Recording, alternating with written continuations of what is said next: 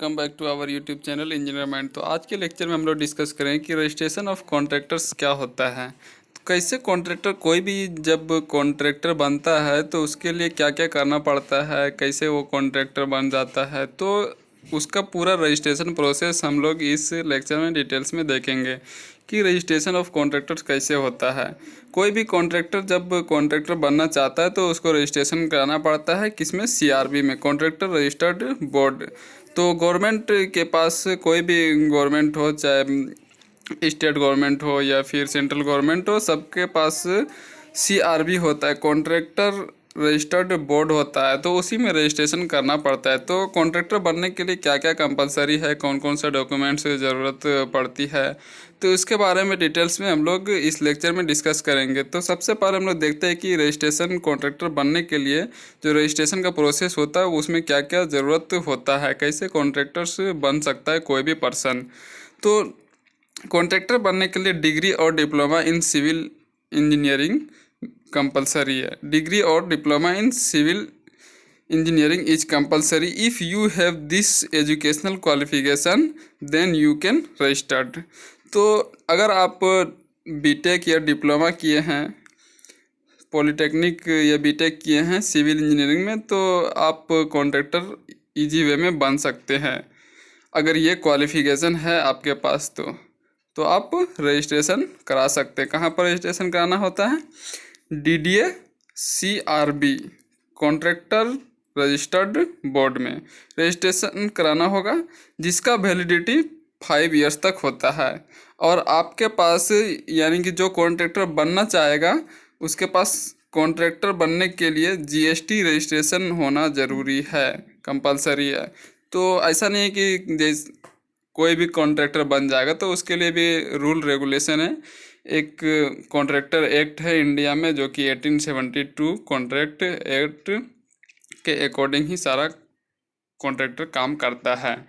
तो कॉन्ट्रैक्टर बनने के लिए ये सब क्राइटेरिया ज़रूरी है। डिग्री और diploma in civil engineering is compulsory and central या फिर स्टेट गवर्नमेंट के अंडर में जो कॉन्ट्रैक्टर रजिस्टर्ड बोर्ड होता है उसमें आपको डीडीए के अकॉर्डिंग रहता है, या फिर कोई भी डिपार्टमेंट हो तो कॉन्ट्रैक्टर रजिस्टर्ड बोर्ड में रजिस्ट्रेशन कराना होगा, जिसका वैलिडिटी 5 ईयर्स तक होता है।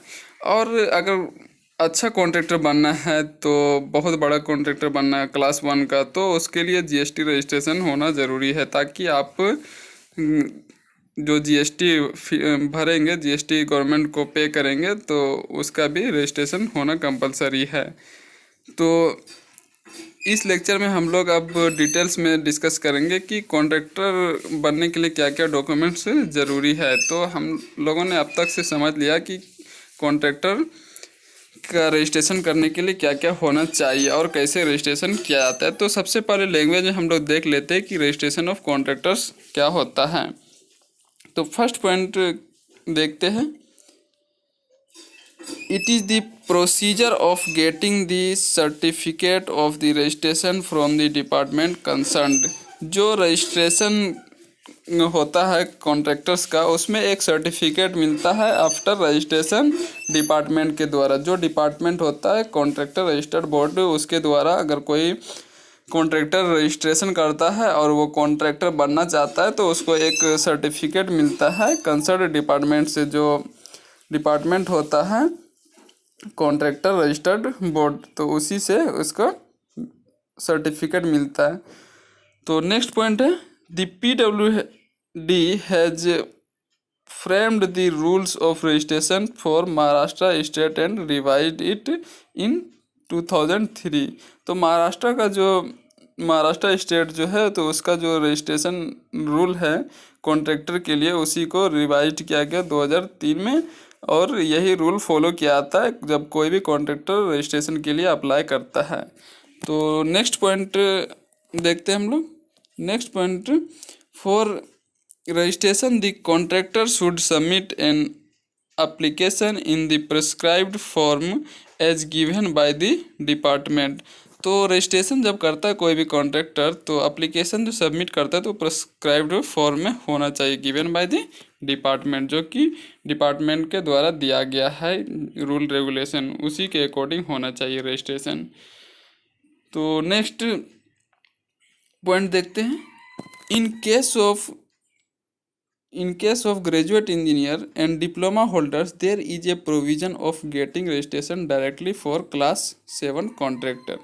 तो डिप्लोमा किए हैं आप या फिर बीटेक किए हैं तो आप 7 क्लास का कॉन्ट्रैक्टर डायरेक्ट बन सकते हैं बिना रजिस्ट्रेशन कराए। आपके पास सर्टिफिकेट होना चाहिए गवर्नमेंट इंस्टीट्यूट से या फिर एफिलेटेड इंस्टीट्यूट से कि हाँ आपने डिप्लोमा किया है या फिर बीटेक किया है।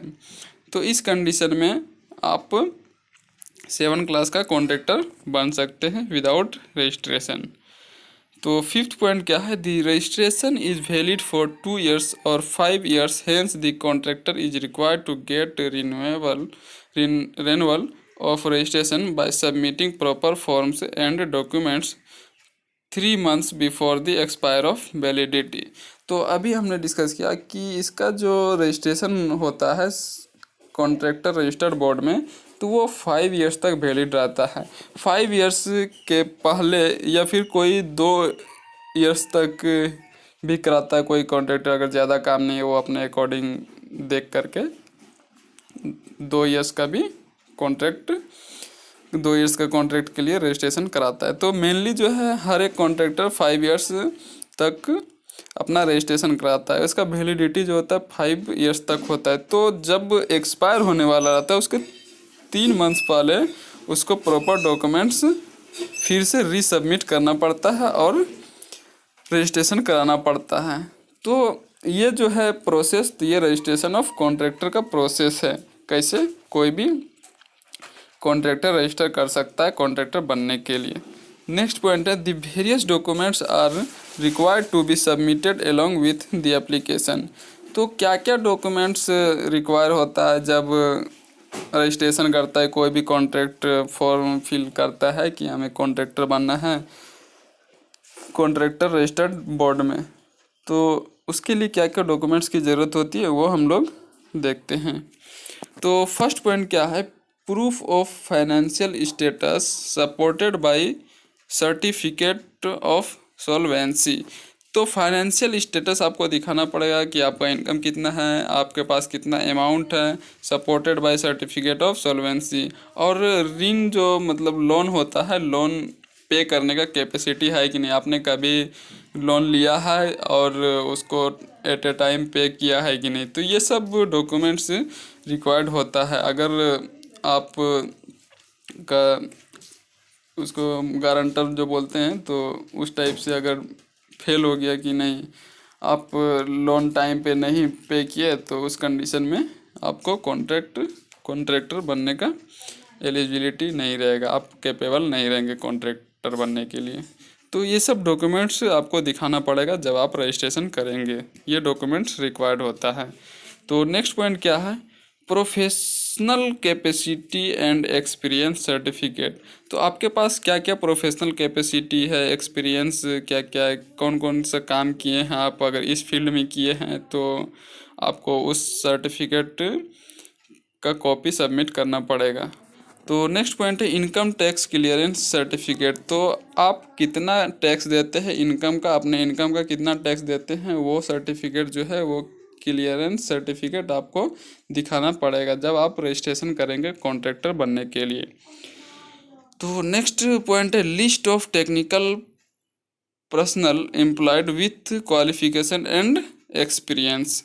तो आप कितना टेक्निकल पर्सन एम्प्लॉयड को काम करवा रहे हैं, तो उसका क्वालिफिकेशन एंड एक्सपीरियंस आपको सबमिट करना पड़ेगा कि आपके अंडर में कितना list of technical personal employed with qualification and experience. तो अगर आपके पास भी है या आपके अंडर में कोई काम कर रहा है, तो वो सब सारा का टेक्निकल पर्सनल एम्प्लॉयड का क्वालिफिकेशन एंड एक्सपीरियंस आपको सबमिट करना पड़ता है at a time of registration.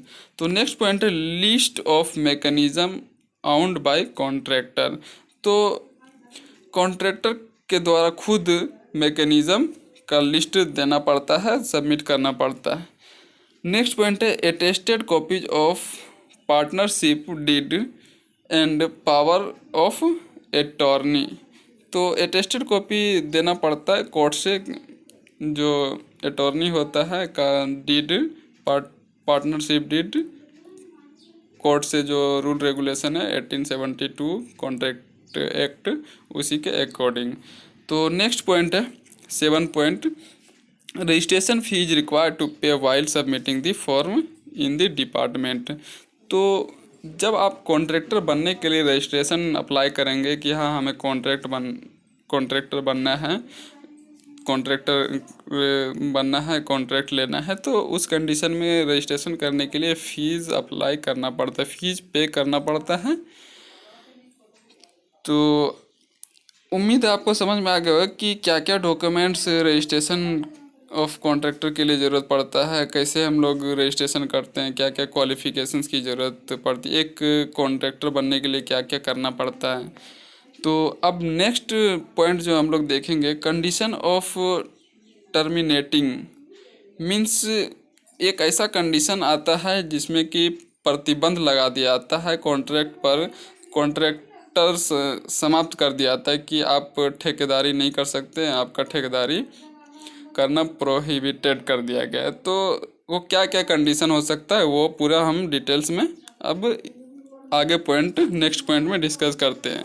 तो condition of terminating a contract when a contractor fails to comply, जब कॉन्ट्रैक्टर जो है फेल्स कर जाता है, स्वीकार कर लेता है कि with the specification of work, की जो स्पेसिफिकेशन है वर्क का वो हम सही ढंग से नहीं कर पाएंगे, तो इस कंडीशन में वो टर्मिनेट कर दिया जाता है कॉन्ट्रैक्टर। तो नेक्स्ट पॉइंट है when the contractors fails to complete the work in estimated time. कभी कभी क्या होता है कि 2 साल का प्रोजेक्ट रहता है और वो 2 साल तक में कंप्लीट नहीं कर पाता है, तो उसको क्या कर दिया जाता है, टर्मिनेट कर दिया जाता है। जो भी काम होता है कॉन्ट्रैक्ट दिया जाता है, तो जिसके द्वारा दिया जाता है वो इसको ब्लैक लिस्ट कर देता है कि you are not eligible for this contract, और वो टाइम पर कंप्लीट नहीं कर पाता है। इसका अभी एक करंट एग्जांपल है, टाटा से रांची बन रहा था नेशनल हाईवे, तो उसमें मधुकोन कंपनी ली हुई थी कॉन्ट्रैक्ट, तो जिसमें कि उसका टाइम पीरियड दिया गया था, तो वो टाइम टू टाइम उसको कंप्लीट नहीं कर पाया था। 50% वर्क भी अगर कंप्लीट कर देता है तो उसको और आगे टाइम दिया जाता है, एक्सटेंड कर दिया जाता है कि आपको इतना टाइम, लेकिन वो 50% भी वर्क नहीं कर पाई थी अंडर लिमिट टाइम, तो टाइम के लिमिट में वो नहीं कर पाई थी, तो उसको ब्लैक लिस्ट कर दिया गया था और उससे कॉन्ट्रैक्ट रिटर्न ले लिया गया था। तो इस कंडीशन में भी आपको टर्मिनेट कर दिया जाएगा। When the contractor fails to complete the work in the estimated time, जो एस्टिमेटेड टाइम है उसमें अगर आप टाइम के अंडर में अगर प्रोजेक्ट कंप्लीट नहीं करते, वर्क कंप्लीट नहीं करते हैं तो नेक्स्ट पॉइंट है 3rd point, when the contractor does not work as per direction and guidelines of the department as quality of work is concern.